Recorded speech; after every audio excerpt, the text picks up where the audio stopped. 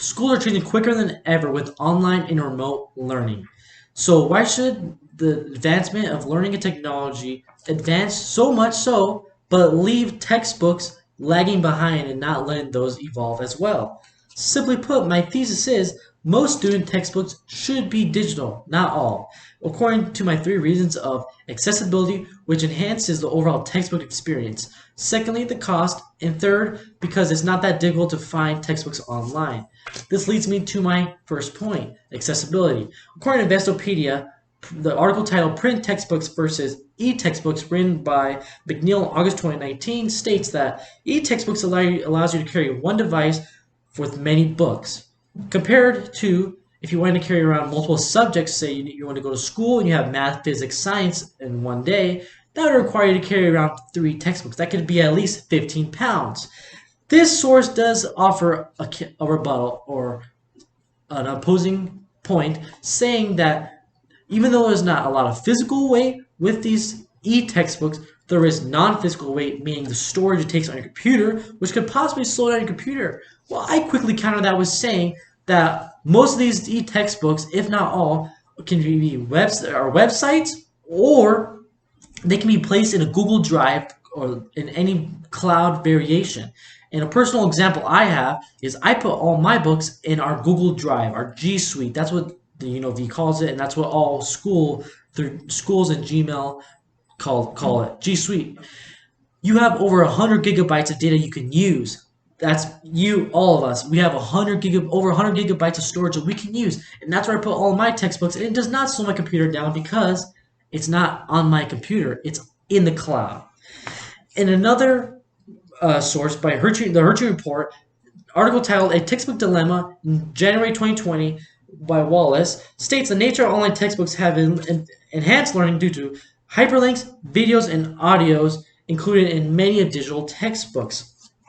That goes to my point that it is much easier for these textbook companies to offer these things because it's in the digital format and not the physical format. For instance, we've all seen and read a textbook where it has some kind of old fun fact or something that does not really relevant to us anymore. Well, if we were to go digitally, they could have something that's more relatable, offer updates that are more relatable in the textbook. This goes to my second and probably most important point, the cost. According to an article in HuffPost from Stats from the College Board, article titled "Insane Growth in College Textbook Prices," author named Kincaid, written in 2017, says, according to the College Board, the average cost of books and materials is $1,200 for 1 year, and that is a conservative average. It goes on to say the prices of textbooks have increased far more than tuition, healthcare, and housing prices. That seems ridiculous. And I even say the average College Board gives is really conservative, because I'll give you a practical example.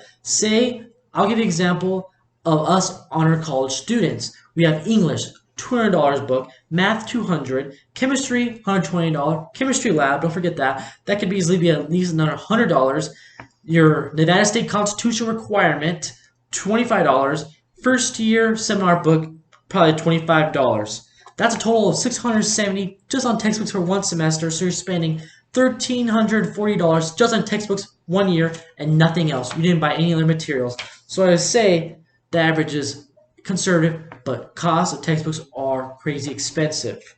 In another source, tophat.com by Parker in 2019, article titled 5 Reasons to Switch Digital Textbooks, states that 30% of students come to class with their textbooks actually read. That means 70% of students don't actually read their textbooks when they come to class. That means they're wasting thousands of dollars to not read their textbooks when you can potentially find them for free. Which leads to my third point, how to find textbooks for free.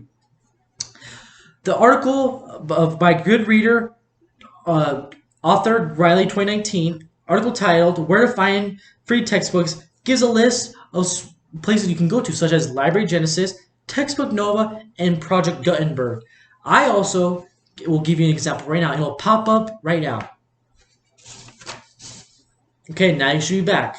That is an example of how easy and simple it can actually be to find a free textbook. And say you don't find all your textbooks online.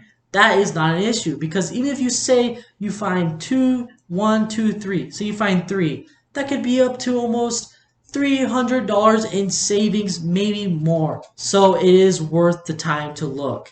And sometimes it's easier than other times. So I've attempted to modify your thoughts and opinions on online textbooks, and I hope you're thinking that online textbooks aren't that bad or scary, or that you can't learn from them because you maybe don't like reading textbooks online. But because in reality, they're very accessible and they enhance the overall textbook experience, and that e-textbooks are significantly cheaper than the average physical textbook, and they're not that hard to find. With these three things in mind, I don't see why you wouldn't give digital textbooks a try.